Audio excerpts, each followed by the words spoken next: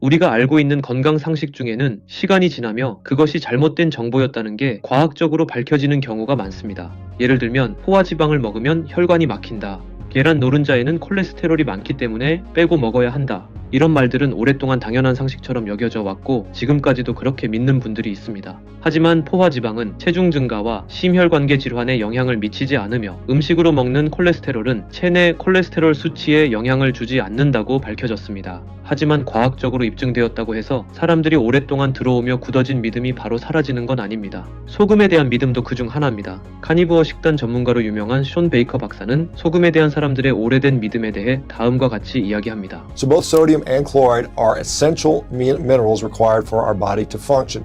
They assist with the electrical currents that keep your heart beating, your lungs breathing, and your muscles contracting. Salt is often extracted from lakes, caves, mines, and the ocean. All animals require some amount of salt. In nature, many animals will climb across mountains and across vast terrains just to get at salt, to different salt licks. Now, these typically often are herbivorous animals, and there's some interesting context on that. Fortunately for us, salt these days is relatively easy to come by.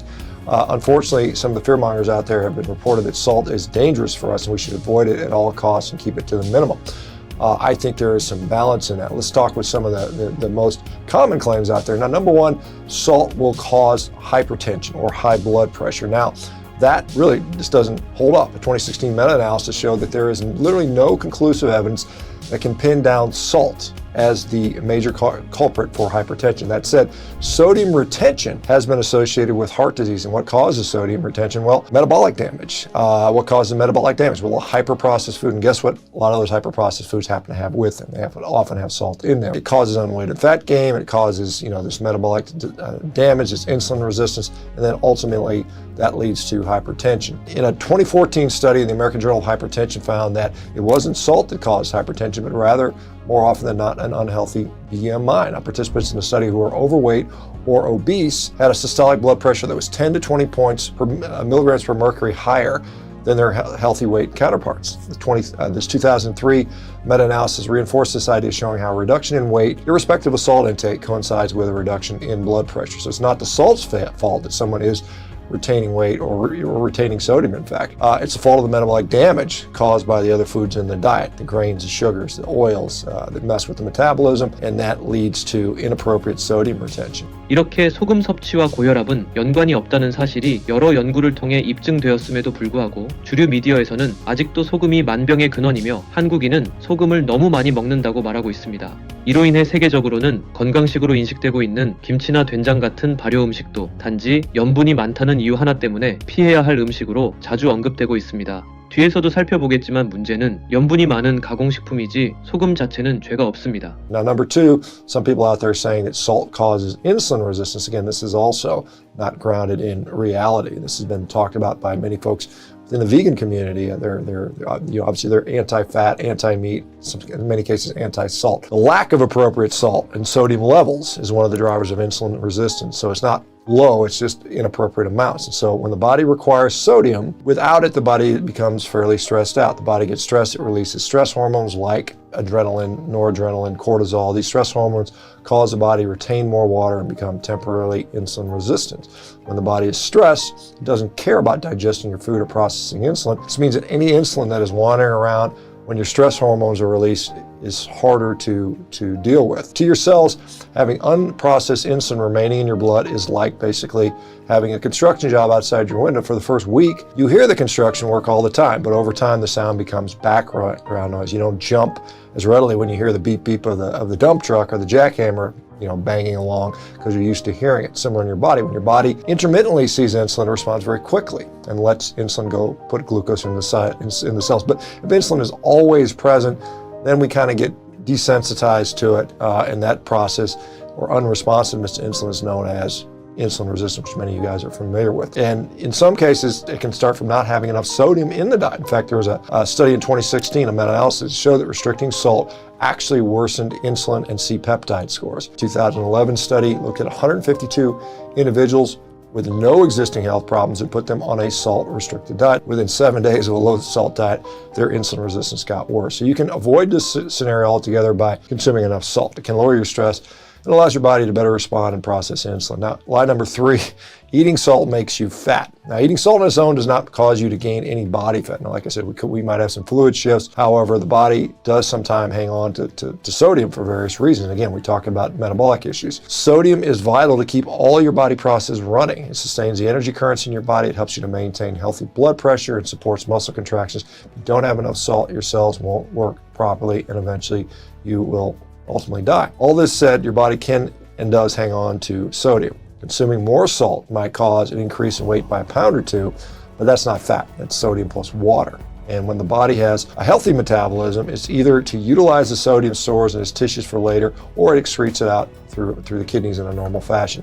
However, eat salt with a lot of processed food, a lot of processed carbohydrates, you might see a greater bump in weight. Remember, it's maybe more along the lines of the salty foods. It's thought that carbohydrates will pull in extra water with that. Some people quote 4 grams of water for every 1 gram of carbohydrate. This coupled with sodium will cause a retention in fluids for sure, and you will feel like you're swollen and inflamed. However, if you have a healthy metabolism, you'll likely just utilize the carbohydrates and the sodium properly. Now, if you eat salt carbohydrates and have insulin resistance, you probably see a bump in your weight. Now, this is because your body can't process the carbohydrates into energy as easily as it could or should. So instead, it stores some of the calories as fat, and there will be some fat gain associated, but it's not, again, from the salt. You can avoid unwanted fat gain by eating foods that trigger your natural satiety, like meat, low-carb vegetables, along with your salt. 이것은 사람들이 소금에 대해 걱정하는 가장 큰 이유 중 하나일 것입니다. 하지만 여러분은 소금과 무엇을 함께 먹는지를 생각해 봐야 합니다. 나트륨이 많은 음식으로 손꼽히는 라면이나 짬뽕, 찌개류를 먹을 때 우리는 그것을 항상 많은 양의 탄수화물과 함께 먹습니다. 숀 베이커 박사의 말대로 탄수화물은 우리 몸에서 많은 양의 수분과 함께 저장됩니다. 따라서 라면을 먹은 다음날 몸이 붓는 건 국물 때문만이 아니라 탄수화물 덩어리를 식용유에 튀긴 면의 역할도 크다고 할 수 있습니다. 짠 음식은 대개 고염분, 고탄수화물 식품입니다. 따라서 다이어트를 할 때 짠 음식을 피하라는 말은 여전히 유효한 조언이지만 소금 자체를 무서워할 필요는 없습니다. 오히려 정상적인 대사 기능을 유지하기 위해서 소금 섭취는 반드시 필요합니다. Now, number 4, everyone requires the exact same amount of salt. We all need, a certain, 2,000 milligrams a day. That is also not true. Now, salt requirements increase or decrease depending upon your lifestyle, the health, and the dietary practices you have. People who need more in salt include people who are very active, that sweat a lot. People on low-carb diets often will need that, particularly in the transition phase. Pregnant women, because they just need more overall fluid volume. People with something called POTS syndrome, or postural orthostatic tachycardia syndrome. And any person is, running on a high stress level. Often they'll require a little bit more salt in the diet. 키토, 저탄수 다이어트, 간헐적 단식 등 탄수화물 섭취를 줄이는 식단을 하면 우리 몸은 많은 양의 수분을 배출하기 시작하는데요. 이때는 나트륨을 포함한 전해질도 함께 배출되기 때문에 소금을 더 많이 섭취해야 합니다. 자신에게 적절한 소금 섭취량은 어떻게 찾을 수 있을까요? 소금을 수저로 퍼먹거나 일부러 더 짜게 먹을 필요는 없습니다. 캠베리 박사는 소금을 음식의 맛을 위해서 사용하라고 조언합니다. 즉, 음식을 먹을 때 자신의 입맛에 맞게 소금을 더해서 먹으면 그것이 바로 자신에게 맞는 적정량이라는 것이죠. 저는 어렸을 때부터 운동을 많이 하면서도 음식은 늘 싱겁게 먹어왔습니다. 제 입맛이 그랬던 것이 아니라 싱겁게 먹어야 건강하다는 고정관념을 가지고 있었거든요. 키토 다이어트를 시작하면서 저는 소금의 맛을 자유롭게 즐기고 있습니다. 혹시 여러분은 두유에 소금을 넣어 드셔보신 적이 있나요? 무가당 두유는 설탕이 들어간 두유에 비해 확실히 맛이 심심한데요. 여기에 소금을 살짝 넣으면 풍미가 확 살아납니다. 소금은 확실히 음식의 맛을 풍부하게 하는 힘이 있는 것 같습니다. Now, the last claim here that pink or sea salt or Celtic salt or whatever special type salt, lava salt is better than the other. There's no real evidence to support that. Obviously, avoiding contamination is important. Basically, salt is salt. I mean, some will have different trace minerals, but the actual sodium chloride itself is pretty much consistent across the board. Okay, so final thoughts on this. Really, I think, one, I should say that there are some people on a carnivore diet that do extremely well with very little salt. Now, meat has salt in it, it has sodium, it also has potassium. One of the other thing is salt consumption is often a proxy for hyper or ultra processed food. So if you're eating a lot of salt in your diet, the odds are most of it is coming from not the salt you put on the meat, but the potato chips and the pretzels and the popcorns and the cookies and the breads and the cakes and all the ultra processed food, the bars that are out there. 저는 소금에 대한 이야기를 이 영상 하나로 끝내지는 않을 겁니다. 앞으로도 소금에 대한 여러 전문가들의 의견과 연구 결과를 보여드리겠습니다. 그러니 여러분도 이것을 이상한 다이어트로만 생각하지 마시고 조금은 열린 마음으로 영상을 시청해 주시길 바랍니다. 이상한 다이어트였습니다.